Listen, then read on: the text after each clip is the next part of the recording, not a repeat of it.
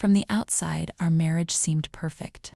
Jason and I were the picture of an ideal couple deeply in love, successful, and supportive of each other. But behind closed doors, things were far from what they seemed. Over time, we had grown distant.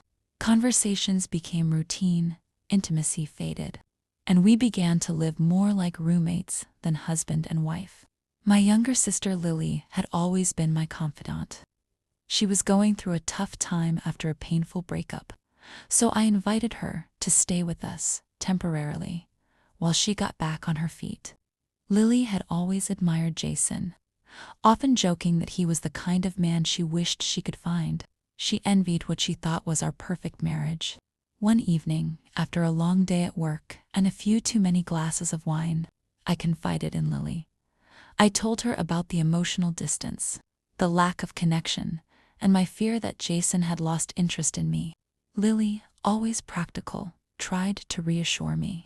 "Maybe you just need to talk to him," she suggested gently. But in my tipsy, emotional state, what if it's not me? What if he just needs something different? Why don't you try flirting with him? See if he responds.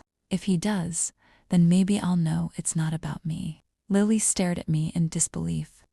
"Jess, are you serious? That's a terrible idea." I laughed it off, pretending it was a joke, but deep down, I wasn't entirely kidding. The next morning, I hoped the conversation would fade like a bad dream, but Lily didn't forget. Over the next few days, I started noticing subtle changes.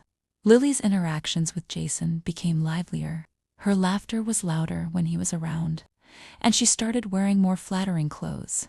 At first, I thought I was imagining it, but then I noticed Jason's reactions. He seemed more cheerful and engaged, his attention clearly drawn to her. One evening, I walked into the living room and saw them sitting closer than usual, laughing over something on the TV. My stomach churned with a mix of jealousy and regret. Was this what I had asked for? That night, I confronted Lily. "Are you trying to take him from me?" I asked, my voice trembling. Her expression shifted from hurt to anger. "Jess, you're the one who put this idea in my head. I didn't cross any lines, but Jason. He seems interested." Her words hit me like a thunderclap. I had opened Pandora's box, and now I was facing the consequences. This wasn't her fault, it was mine. The situation forced me to confront the reality of my marriage. Jason wasn't entirely at fault, nor was I. We had both let things slide, assuming love would sustain itself without effort. I knew I had to take control. I apologized to Jason for my emotional distance and confessed how I had been feeling.